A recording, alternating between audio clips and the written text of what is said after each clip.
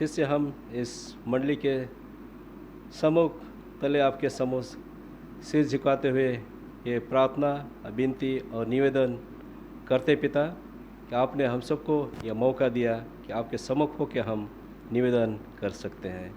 इस समय निवेदन के निमित्त आपके बेटे मिस्टर मिनुस लकड़ा वो अस्वस्थ है पिता, तकलीफ है, उनके हर एक तकलीफ, हर एक असुविधा को तू जानता पिता, उसके अनुसार से तो उनकी विशेष तू सुधि ले और होने दे पिता कि आपकी अनुग्रह और दया के तले होकर के वे स्वस्थ हो सके और स्वस्थ होकर आपको धन्यवाद के निमित्त चर्च में आ सके।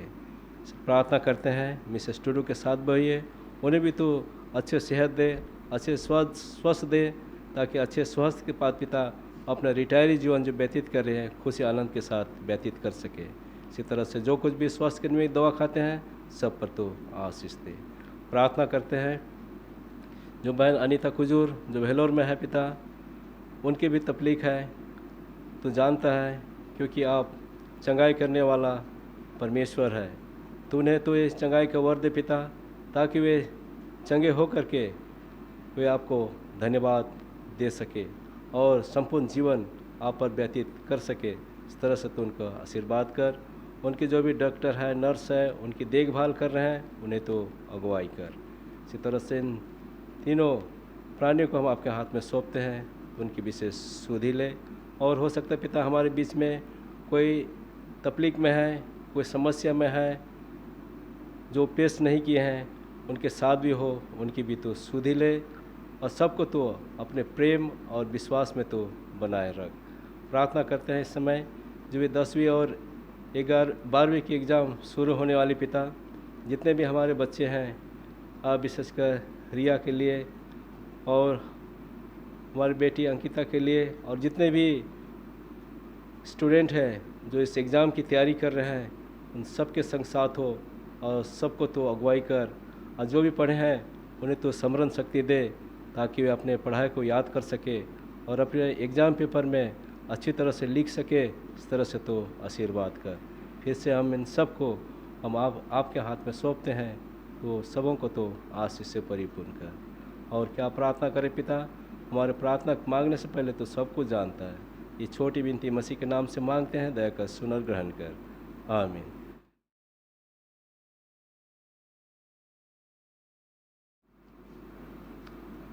सबों को यीशु सहाय, प्रभु परमेश्वर का धन्यवाद हो। और इस चर्च में मेरा ये बोलेंगे शादी के बाद ये पहला बार है, लेकिन शादी के पहले मैं ऑलरेडी 2 बार आ चुका हूँ। इसलिए प्रभु की ये बहुत बड़ी अनुग्रह है कि आज हम अपने आप को जीवित पा सकते हैं और उसकी उपस्थिति में हम अपने आप को हम रख सकते हैं। से में प्रभु महान है और उसकी करुणा जो हम पर हमेशा बना हुआ रहता है, उसको हम ना ही गिन सकते हैं और ना ही उसको क्या कर सकते हैं, बातों से या जुबान से बयां कर भी नहीं सकते। इतना आशीष हमारे ज़िंदगी में है और मैं खुद इसको मैं महसूस करता हूँ। इससे पहले कि मैं वचन की ओर जाऊँ, हम अधिकतर जानते हैं और आप में से आपसे बेहतर शायद और कोई नहीं जानेंगे। आप जितने कोई प्लेन से सफ़र किए होंगे, जब आप सफ़र करते हैं तो जब टेक ऑफ का समय आता है तो एक अनाउंसमेंट किया जाता है। क्या क्या अनाउंसमेंट किया जाता है? हाँ, अच्छा, पहले तो अपनी सीट बेल्ट क्या करे, बांध दे। दूसरा अनाउंसमेंट क्या किया जाता है कि अपने जितने भी इलेक्ट्रिक डिवाइस हैं उसको क्या कर दे, स्विच ऑफ कर दे। इवन लैंडिंग के समय भी वही होता है कि नहीं? लेकिन जब कभी भी हम प्रभु परमेश्वर के वचन के ओर बढ़ने जाते हैं, क्या हम अपने सीट बेल्ट को टाइट करते हैं?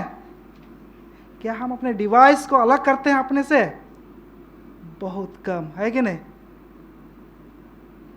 उस समय क्या था, जान का खतरा रहता है, बेहिजक लोग क्या करते हैं, अपना डिवाइस को क्या करते हैं, स्विच ऑफ, फ्लाइट मोड, है कि नहीं? सीट बेल्ट को क्या कहते हैं, बड़े कस के बांध लेते हैं। लेकिन जब आत्मिकता का बात आता है, जब आत्मिक रोटी परोसा जाता है, हम लोग क्या होते हैं, उतना अटेंटिव नहीं रहते। जबकि मैं धन्यवाद देना चाहूँगा पास्टर साहब का एक सुंदर परिचय देने के लिए। और उसने कहा कि कोलकाता मेट्रो रीजन में मैं काम करता था, तो वहीं पर मैं काम करता था। तो क्या था, इससे क्या होता है, आप पता चल जाता है आपको, है कि नहीं। लेकिन फिर भी हम क्या आते हैं, कोई बात नहीं हम उतना ध्यान नहीं देते। लेकिन हमारे लिए बहुत आवश्यक होता है, जब हम प्रभु के वचन की ओर जाते हैं तो हमें भी क्या होना चाहिए, अपने जीवन को सिक्योर करने के लिए क्या होना चाहिए, थोड़ा सा सतर्क होना चाहिए कि नहीं। जब हम प्लेन में होते हैं तो वहाँ का क्या सबसे खतरा रहता है, जान का ही, है कि नहीं जान का ही खतरा रहता है, और उस जान को कोई भी गंवाना नहीं चाहता। इसलिए वो क्या करते हैं, सबको सतर्कता से नियम कानून का पालन करते हैं। लेकिन हम जब अपने जीवन, ये जो जीवन है ये आज हमारे पास है, लेकिन ये जीवन एक दिन क्या हो जाएगा, खत्म हो जाएगा। लेकिन उससे भी बढ़कर एक आशा है। वो आशा क्या है, यीशु मसीह और आने वाला है और हमें ले जाने वाला है। क्या हम उस आशा के लिए अपने आप को तैयार कर रहे हैं, क्या सतर्क हैं? ये हमारे लिए एक चुनौती है। तो चलिए हम आज के वचन की ओर जाएं। इससे पहले हम लोग दुआ करते हैं, और आज का जो वचन हम सुनेंगे वो हम सीखेंगे कि how to live a good Christian life, हम कैसे जिए एक अच्छे मसीही जीवन। तो आइए हम इसके पहले प्रभु में समर्पण हो गए, हम प्रार्थना करें।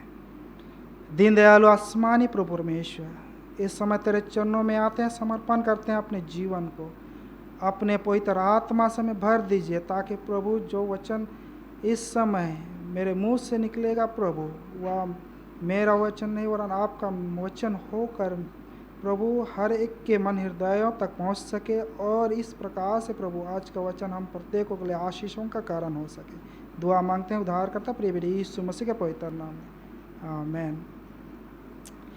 तो आज हम लोग विशेष करके एक ही अध्याय के जरिए से हम लोग कुछ सीखेंगे। चलिए, आपके पास बाइबल है तो हम जाएंगे दूसरा तिमोथियों की पुस्तक, उसका दूसरा अध्याय, उसका 3 पद। चलिए, कोई मेरे लिए पढ़ दीजिए।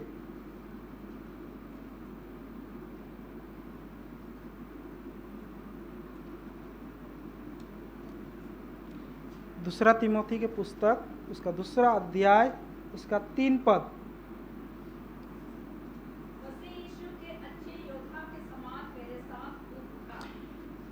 यहाँ वचन कहता है, यीशु मसीह के अच्छे योद्धा के समान मेरे साथ दुख उठा। तो यहाँ पर हम लोग देखेंगे कि योद्धा, और अंग्रेजी में देखेंगे क्या लिखा हुआ है, सोल्जर। यहाँ बोल रहा है, अगर हम देखेंगे सोल्जर का लाइफ, उसके लाइफ स्टाइल कैसा होता है, मैं आप लोगों से जानना चाहूँगा कैसा होता है सोल्जर का लाइफ स्टाइल। बहुत डिसिप्लिन, अटेंशन, कठिन। तो यहाँ पर देखेंगे हम लोग एक योद्धा या एक सोल्जर का जिंदगी में बहुत सारे ऐसे कठिन क्या होता है, संघर्ष होते हैं। उनके जीवन में दुख होता है। क्यों दुख होता है? क्योंकि वो अपने फैमिली के साथ रहते हैं? नहीं वो अपने फैमिली के साथ नहीं रहता है। सोल्जर जो होता है हमेशा अलर्ट रहता है। वो क्या रहता है, डिसिप्लिन रहता है। आज एक सच्चे मसीह के नाते एक सोल्जर के द्वारा आज हमें यह सिखाया जा रहा है प्रभु के वचन में कि हमें भी एक अच्छा योद्धा बनना है। कैसा? एक अच्छा योद्धा जो हमेशा अलर्ट रहे और बोलेंगे क्या रहे, वो तो अलर्ट तो है, साथ ही साथ क्या रहे, जैसे हम देखेंगे बहुत अच्छा मैडम ने कहा डिसिप्लिन बहुत ज़रूरी है। डिसिप्लिन बहुत ज़रूरी है। साथ ही साथ सोल्जर को देखेंगे उसका मेन जो काम क्या है, बहुत अच्छा हमारे सर ने क्या क्या गीत गाया है कि नहीं सैनिकों के, तो बोला प्रभु की अगुवाई हमें भी मिलती है कभी कभार। क्या होता है, अगुवाई देता है, वैसे गीत भी हमें सुनने को मिलता है। हमें उठना है। सोल्जर का काम है लड़ना। क्या हम अपने विश्वास के लिए लड़ रहे हैं? जो विश्वास हमने पाया है, जो सच्चाई हमने पाया है, उसकी रक्षा हम कर रहे हैं? यह बहुत बड़ा एक चुनौती है हमारे लिए। एक सच्चे मसीही हम अपने आप को बनाए रखने के लिए, क्या जो सच्चाई को हमने, हम बोलेंगे बहुतों ने क्या है 50 साल पहले भी पा लिया होगा, किसी ने 30 साल पहले, किसी ने 20 साल पहले, किसी 10 साल पहले, 5 साल पहले भी हो सकता है, लेकिन हमने पाया तो है।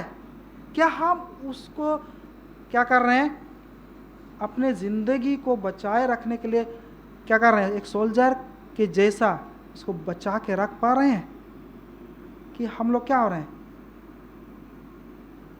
अनडिसिप्लिन हो रहे हैं। चलिए आगे जाते हैं, 5वां पद को पढ़िए।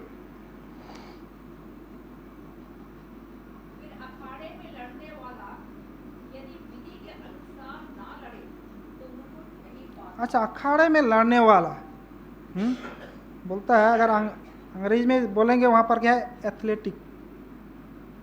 एक क्या है? स्पोर्ट्समैन। उसका भी लाइफस्टाइल कैसा होता है? कैसा रहता है उसका? हाँ, जीतने का। हार भी जाए फिर भी क्या करता है वो? कोशिश करता है। यहाँ पर जैसे कह रहा है कि हम पाते हैं कि वो क्या करता है? वो हमेशा अपने आप को क्या करता है? फोकस जो उसने रखा है कि मैं क्या करूँ, मैं हासिल करूँगा उस गोल को, वो फोकस क्या करता है? वो लगाए रहता है तब तक उसको वो मंजिल जिसके लिए वो क्या किया है, वो शुरुआत किया है अपना काम को, उसको पूरा ना कर ले। यहाँ पर पाएंगे एक एथलेटिक जो होता है, जो स्पोर्ट्समैन होता है, एक तो पहला हम देखेंगे उसके ज़िंदगी में वो आलसी नहीं होता। क्या आलसी नवयुवक नवयुवतियाँ, या हम बोलेंगे ऐसे आप व्यक्ति को देखते हैं और आप बोलेंगे कि वो स्पोर्ट्समैन बनेगा? नहीं। जो स्पोर्ट्समैन रहता है, जो क्या करता है, हमेशा अपने आप को कैसा रखता है? हाँ, बहुत ही फिट है कि नहीं? हाँ, बहुत फिट रखता है। आदमी लोग उसको क्या देख के पहचान लेते हैं, है कि नहीं? ये शायद क्या है, एक या तो आर्मी हो सकता है, या तो क्या है फुटबॉल खेलता है, या कुछ ना कुछ गेम सब क्या करता है उसमें खेलते रहता है। तो देखेंगे ये जो स्पोर्ट्समैन होते हैं, ये भी क्या होता है, इनके ज़िंदगी में भी बहुत सारे कायदे और कानून होते हैं। लेकिन हम लोग देखें सोल्जर का अलग होता है, लेकिन जो स्पोर्ट्समैन है उनका कुछ अलग है। क्यों? क्योंकि ये खुद से कुछ कर नहीं सकते। उनके लिए क्या चाहिए? एक क्या चाहिए? लीडर होता है, या बोलेंगे एक जजमैन होता है। जब भी कोई भी गेम होता है, विशेषकर हम लोग देखेंगे इस एरिया में, विशेषकर हम लोग फुटबॉल है कि नहीं, बहुत फेमस है। अगर कोई क्या है, एक प्लेयर को क्या करता है, दूसरा प्लेयर को क्या करता है, लात मार देता है, तो उसको पहला क्या दिया जाता है? येलो कार्ड, है कि नहीं? येलो कार्ड क्या को दिखाता है? यू आर वन, है कि नहीं? मीन्स आप क्या हो सकते हैं? डिस्क्वालीफाई हो सकते हैं। लेकिन फिर भी वो ना माना और सेकंड टाइम भी वो कर दिया, तो क्या मिलता है उसको लास्ट में? Red card. मीन्स क्या होता है उसका? क्या हो जाता है? डिस्क्वालीफाई, मीन्स रिजेक्टेड, है कि नहीं? मतलब कि आप क्या नहीं कर सकते?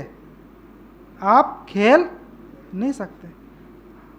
मैं बहुत देखता हूँ वर्ल्ड कप, उसमें प्लेयर क्या करते हैं, अगर रेड कार्ड मिल जाता तो बहुत रोते हैं, क्योंकि क्या होता है, पूरा गेम उसका क्या हो जाता है, बर्बाद हो जाता है। अब से उसको आप मैदान में उतारना क्या है, नहीं है, बंद ही कर दिया जाएगा, अब उसका लाइफ खत्म।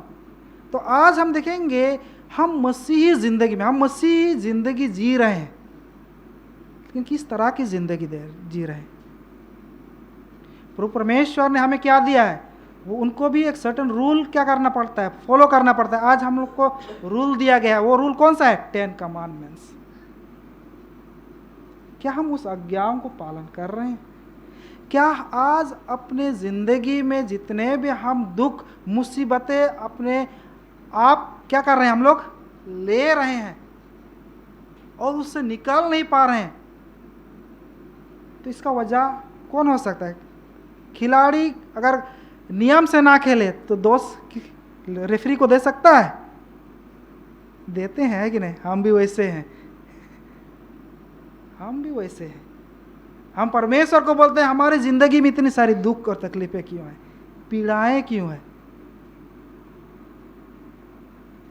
क्योंकि आज हमने उसके नियम को क्या किया है, तोड़ दिया है। एक अच्छे स्पोर्ट्समैन की नहीं हम क्या कर रहे हैं, हम अपनी ज़िंदगी को नहीं जी रहे हैं।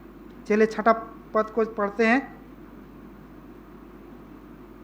जो किसान परिश्रम करता है, फल का अंश पहले से मिलना चाहिए। आप देखेंगे किसान, अब इसका भी लाइफस्टाइल कैसा होता है, हाँ? बहुत क्या देख सकते हैं आप, किसान एक फार्मर के लाइफ में कैसा रहता है वो, बहुत व्यस्त रहता है, बहुत क्या करता है, वो हार्ड वर्क करता है। लेकिन सबसे बड़ी बात आप किसानों के ज़िंदगी में देखेंगे, वो क्या कहता है, सुबह बहुत ही जल्दी उठता है। लेकिन हम मसीह क्या उठते हैं, ये हमारे ज़िंदगी में एक आलसपन है कि नहीं? हम देखेंगे कोई भी व्यक्ति 24/7 काम नहीं करता, लेकिन किसान करता है। कैसे? वो सुबह उठता है, क्या करता है, पानी पी लिया, चाय पी लिया, कुछ भी कर लिया, लेकिन वो क्या कर रहा है, अपना सामान लेके ढो के चल दिया कहाँ पर, खेत में। सूर्य उदय से बोलेंगे सूर्यास्त तक हम लोग देखेंगे वो कहाँ पर होता है, खेतों में रहता है। यहाँ तक कि उसका भोजन भी वहीं पहुँचाया जाता है। और इस साथ साथ हम लोग देखेंगे यहाँ पर कि एक किसान है जो जब शाम को वापस भी आता है तो वो सोचता है कि मैं कल क्या करूँ, प्लान। उसकी ज़िंदगी में क्या होता है, प्लान होता है।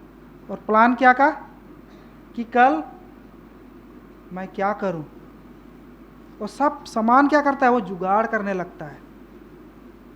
क्या आज एक मसीह के नाते क्या हम अपने आप को वैसा तैयार करते हैं?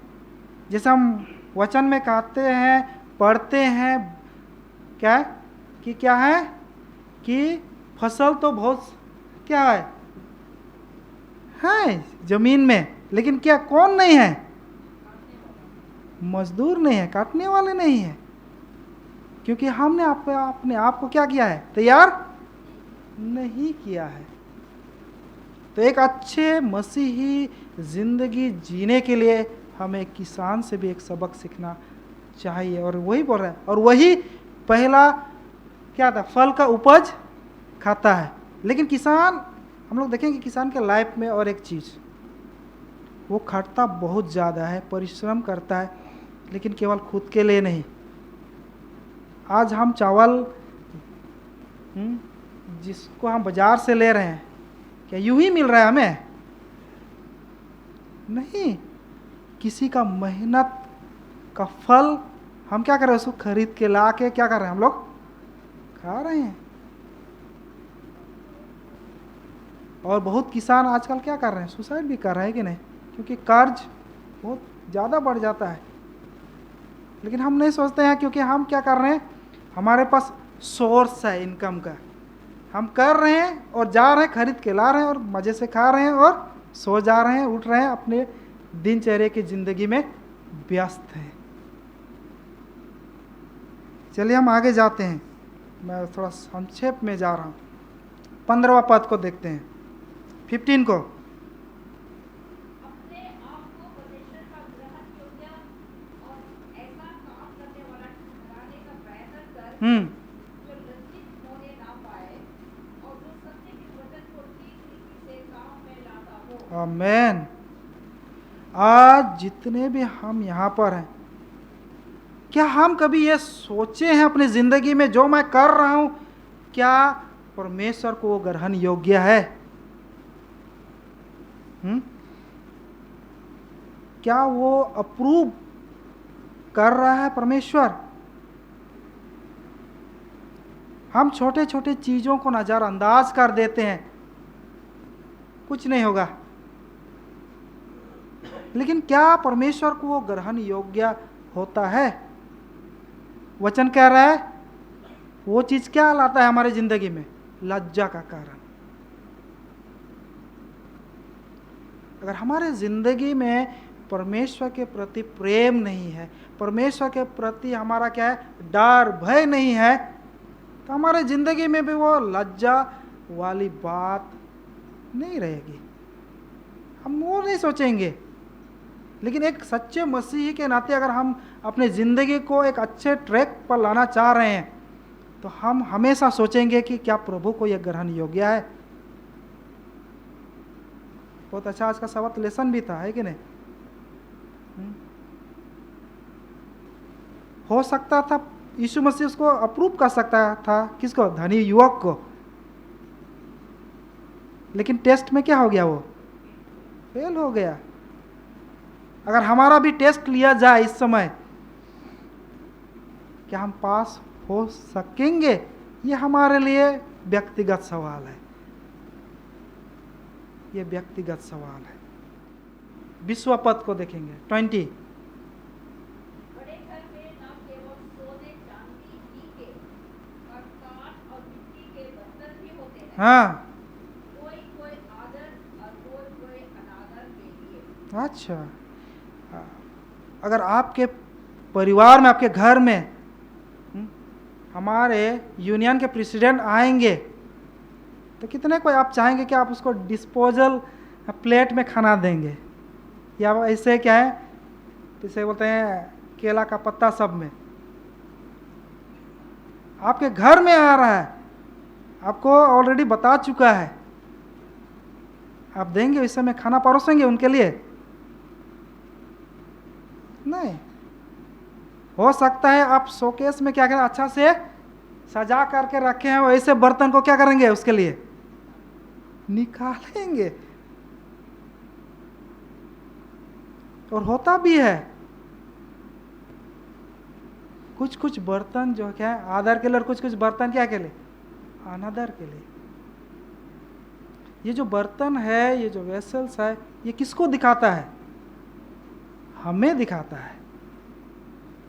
और ये हमें क्या दिखा रहा है? हमारे हार्ट को दिखाता है, हमें कितनी क्या है, अच्छाई है, कितने हम साफ हैं, सुथरे हैं। कोई भी गंदा बर्तन को क्या करता है, उसमें फिर खाना परोस कर खाता नहीं। कभी देखें आप किसी को, चाहे गरीब भी हो, वो क्या करेगा, वो बर्तन को साफ करके ही खाता है। आज आप और हम भी प्रभु परमेश्वर के क्या हैं, वही वेसल्स हैं, वही बर्तन हैं। तो हमें कितना साफ होना चाहिए एक सच्चे मसीह होने के नाते? अगर हम अपने आप को मसीह कह रहे हैं, तो उसके अनुसार जीना भी तो चाहिए। अगर लोग क्या करते हैं, देखते हैं कि क्या है, वो गंदा है कुछ भी, तो उसको क्या करते हैं, साफ करते हैं कि नहीं, और तभी जाके क्या करते हैं, उसमें खाना परोसते हैं, पानी पीते हैं। लेकिन हम अपने आप को किसको दे रहे हैं? परमेश्वर को दे रहे हैं। जो हमारा सच्चा परमेश्वर है, जिसकी हम इबादत करते हैं, जिसकी हम उपासना करते हैं, तो वो हमें कितना साफ और सुथरा देखना चाहता है। तो हमें कितना साफ होना चाहिए, कितना साफ होना चाहिए। यहाँ पर हम देखेंगे, चलिए हम फिर 24 को देखेंगे उसी का। प्रभु के दास को झगड़ालू नहीं होना चाहिए, पर वह सबके साथ कोमल और शिक्षा में निपुण और सहनशील हो। तो प्रभु के दास को, यहाँ ये लास्ट पॉइंट है। एक दास का लाइफ कैसा होता है? एक नौकर, मैं बोलूँगा, एक सर्वेंट का कैरेक्टर कैसा होता है? हाँ, अच्छा, सीधा साधा कोमल। जबकि एक नौकर को देखेंगे, एक दास को देखेंगे, आप जैसे हम लोग भी किसी के अंडर में काम करते हैं कि नहीं? अगर दुनिया का काम हमको लाद दिया जाए तो कैसा लगता है हमें? अच्छा लगता है? नहीं लगता है। एक दास लेकिन क्या करता है? उसको भी क्या करता है? बेयर कर लेता है। वो अपने आप को क्या बनाए रखता है? हम्बल। क्या इसलिए बोलता है प्रभु के दास को कैसा नहीं होना चाहिए? हम लोग झगड़े रगड़े करने शुरू कर देते हैं कि नहीं? इतना नहीं हो पाएगा हमसे। अब बहुत ये है वो है, मेरे ऊपर इतना सारा लोड है। लेकिन प्रभु का वचन कह रहा है, खुद यीशु मसीह भी इस संसार में आया, वो राजा बनकर नहीं आया, एक कैसा दास बनकर आया। एक दास बनकर हम हो सकते हैं क्या? एक सोल्जर की नहीं, हम हो सकते हैं एक क्या के नहीं? फार्मर के नहीं हो सकते हैं हम एक क्या है? स्पोर्ट्समैन या एथलेटिक के जैसा हम हो सकते हैं, एक वेसल के जैसा। लेकिन अगर हम एक दास की नई जिंदगी जी नहीं सकते तो सब कुछ क्या है? व्यर्थ है।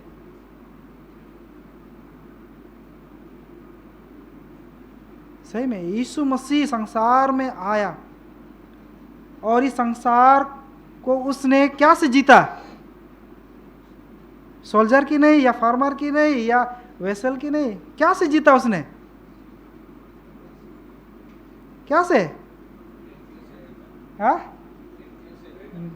प्रेम से, मृत्यु से। आप सही बोल रहे हैं, लेकिन सबसे बड़ा क्या है? जहां पर एक दास का जो होता है वो क्या दिखाता है? अपने स्वामी के प्रति प्रेम दिखाता है। अपने बॉस के प्रति क्या दिखाता है? वो प्रेम दिखाता है। और उसके खातिर दास क्या था? मार भी खाता है, मार भी खाता है, सब कुछ सह लेता है। एक सच्चे मसीह आज अगर हम बनना चाहते हैं या उसके अनुसार जीना चाहते हैं तो ये हमारे लिए बहुत ज़रूरी है, अपने आप को हम्बल बनाए रखना। जैसे हम पाते हैं यहाँ पर, अगर हम लोग जाएंगे मत्ती 16:27 में क्या कहता है वहाँ पर? तो पढ़ दिए मेरे लिए, मत्ती 16:27।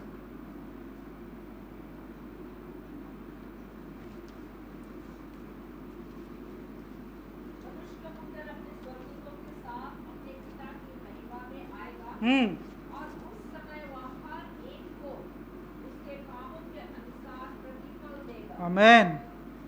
प्रभु परमेश्वर आप ही अपने स्वर्गदूतों के साथ कहाँ आ रहे हैं? इस धरती पर आ रहे हैं स्वयं, और हर एक को अपने प्रतिफल के अनुसार। तो आज चलिए हम लोग देखें अपने आप को, हम इस अपने आप को देखें, क्या मैं अप्रूव हो रहा हूँ या नहीं हो रहा हूँ स्वर्ग राज के लिए? जो मैं मसीह ही जीवन मैंने क्या किया है, अपना लिया है, क्या उसके अनुसार जो जिंदगी मुझे जीना है क्या मैं उसे जी रहा हूं? अगर हम खुद से सोचे तो खुद को पाएंगे हम कितने गहराई में हैं या कहां पर हैं। जैसे प्रभु परमेश्वर जो है बहुत दयालु है, आज भी आपको और मुझको वो क्या करता है, प्यार करता है। इसलिए पहला यूहन्ना 1:9 में क्या कहता है,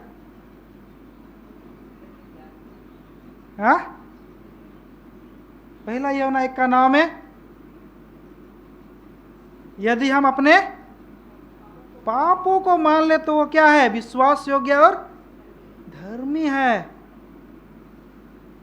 क्या करने के लिए, हमारे पापों को क्षमा करने के लिए। अभी भी वो हमसे प्रेम कर रहा है, अभी भी वो क्या कर रहा है, जैसे प्रकाशित वाक्य 3 का हम लोग पाएंगे, इसमें क्या कहता है, वो अभी भी क्या कर रहा है, दरवाजे के पास में खड़ा होकर क्या कर रहा है, वो खटखटा रहा है। आज आप और मैं, हम अपने आप को बड़े ही गर्व के साथ कहते हैं कि हम क्या हैं, मसीही है। लेकिन क्या हमारा जिंदगी मसीह के जैसा है? ये बहुत बड़ा सवाल है हमारे लिए। वो तो विश्वास योग्य और धर्मी है। इसीलिए वचन कहता है यूहन्ना 14:6 में कि यीशु मसीह क्या बताए हैं हमें वहां पर, कि वही क्या है, मार्ग, सत्य और जीवन। प्रभु यीशु मसीह के मार्ग में चलेंगे तो हम में वो सत्यता रहेगा। अगर वो सत्यता रहेगा तो जो जीवन यीशु मसीह देने को वो आ रहा है, वो जीवन हमें मिलेगा। तो आइए हम अपने जिंदगी को क्या करें, प्रभु में समर्पण करें। आइए हम अपने जिंदगी को उस महिमामय आशा की जिसके हम बाट जो रहे हैं, वो जो आने वाला है, हमारा कलीसिया का नाम भी वही है कि नहीं, हम क्या हैं, प्रभु परमेश्वर के बाट जो होने वाले हैं। तो हम उसकी बाट जो सके और हम उसको स्वागत कर सके। और ऐसा ना हो कि हम क्या हो, उस समय जैसे वचन कहता है कि बहुत सारे लोग क्या करेंगे, इधर उधर भागेंगे, दौड़ेंगे और अपने आप को पहाड़ों में क्या करेंगे, छुपाएंगे। तो आइए ये जिंदगी जो हमने पाया है प्रभु परमेश्वर से, इसको हम कैसे जी रहे हैं। आज हमें भी क्या ना अलर्ट होना है अपने क्या के लिए, व्यक्तिगत और आत्मिक जिंदगी के लिए। हमें क्या होना चाहिए, बोलेंगे एक एथलीट के जैसा आलसी नहीं होना चाहिए, है कि नहीं। वो हमेशा क्या रहते हैं, हमेशा एक्टिव रहते हैं और हार नहीं मानना चाहिए। जैसे हम लोग देखेंगे एक एथलीट के ज़िंदगी में क्या रहता है, ग्रोथ रहता है, विज़न रहता है, सक्सेस रहता है, आइडिया रहता है, प्लान रहता है, और वो टीम को कभी छोड़ता नहीं है।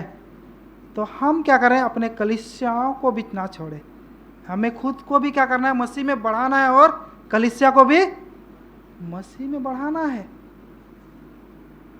हमें क्या करना है, अपने ज़िंदगी में प्रभु परमेश्वर को साथ लिए चलना है। और जब वो खुद आवेंगे तो वो हमें क्या देंगे, जो उसने वायदा किया है कि हर एक को अपने प्रतिफल के अनुसार क्या देगा वो, हाँ क्या देगा वो जीवन का मुकुट वो हमें पहनाएगा। आइए हम अपने आप को सोचें, अपने आप को क्या करें, हम जांचें कि हम प्रभु में कैसे हैं, मसीह में कैसे हैं। हमने मसीह को तो अपना लिया है, क्या हम मसीह ही जिंदगी जो हमें जीना चाहिए, क्या हम उसके अनुसार जी पा रहे हैं कि नहीं। जब तक हम अपने आप को प्रभु में समर्पण नहीं कर पाएंगे तब तक ये नहीं हो सकता। ये हमारा समय है, हम प्रभु में अपने आप को क्या करें, समर्पण करें कि जब वो आए तो हम उसके साथ हो ले और बड़े आनंद के साथ जहाँ वो हमें ले जाना चाहता है हम वहाँ पाए जा सके। प्रभु परमेश्वर हम प्रत्येकों को आशीर्वाद करे, आमीन।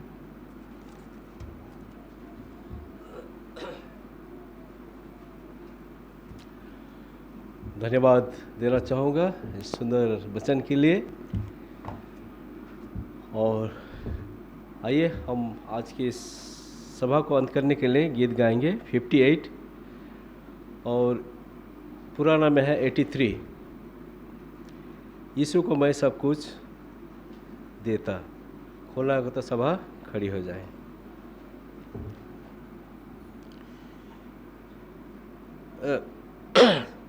माफ करिएगा, सब कुछ तुम त्यागो पर इस बाइबल ना छोड़ो। सब कुछ तुम त्यागो पर बाइबल ना छोड़ो। उसकी सब शिक्षा पर दे अपना ध्यान। निश्चित को वो उसकी नींद से जगाता। उसमें जीवत आनंद का बयान। बाइबल ना छोड़ो, बाइबल ना छोड़ो। बाइबल उजाला और शिक्षक भी है। बाइबल ना छोड़ो, वरदान का निधान है। जिसमें है वर्णिक पापों से उद्धार। हे मेरे मन उसको अपना तू कर ले। उसके सब गुण है अथाह अपार। बाइबल ना छोड़ो, बाइबल ना छोड़ो। बाइबल उजाला और शिक्षक भी है। भक्तों के लिए है बाइबल की भक्त। उससे जवान कब से रुक जाते हैं। जीवन जब भ्रष्ट हुआ तब देती आशा। बूढ़ों के लिए आधार और सहाय। बाइबल ना छोड़ो, बाइबल ना छोड़ो। बाइबल उजाला और शिक्षक भी है। आइए हम प्रार्थना करें। पवित्र पवित्र पवित्र से नाम की ये हुआ प्रभु परमेश्वर, लाखों लाख धन्यवाद देते हैं सुंदर शब्द के दिन के लिए प्रभु। सारी आदर और महिमा प्रशंसा तुझे मिले, क्योंकि तू ही ने हम प्रत्येक को रचा है और सारे संसार के रचयिता आप ही हैं प्रभु जी।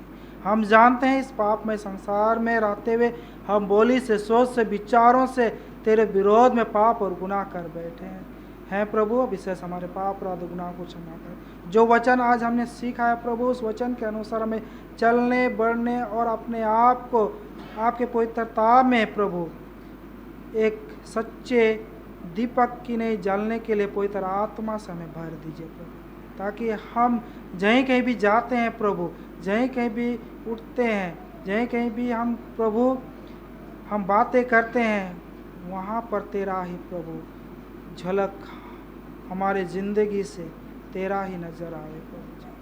हाँ प्रभु जी, प्रार्थना करते हैं इस समय हम जितने यहाँ पर उपस्थित हैं प्रत्येक को आपके पवित्र आत्मा से भरे हुए रखिए और यहाँ से आशीष किए हुए विदा करिए प्रभु। विनती करते हैं हर एक के ज़िंदगी में कोई समस्या होगा प्रभु, उनको तू ही संभाल लेना, अपनी स्वर्गीय सामर्थ से उनको छू लेना। अगर वे अस्वस्थ हैं तो उन्हें चंगाई दीजिएगा प्रभु। प्रार्थना करते हैं यहाँ पर जितने भी रिटायरीज हैं और जितने भी प्रभु आपके दास दासी गण हैं प्रभु, प्रत्येकों को अपनी बुद्धि, ज्ञान और अपने ऐश्वर्य से भरे हुए रखिएगा, ताकि जब प्रभु आप बदलों से होकर आएंगे उस समय बहुत सारे चर्च के मेंबर यहाँ से भी पाए जा सके प्रभु, और आपके नाम के बड़ाई और महिमा स्तुति करने वाले बनते हुए प्रभु आप में जीवन यापन करने वाले। एक दौन बाप हम तमाम तेरे पवित्र हाथों में समर्पण होते हुए यह दुआ मांगते हैं हमारे उद्धार करता प्रिय बेटे यीशु मसीह के पवित्र नाम में,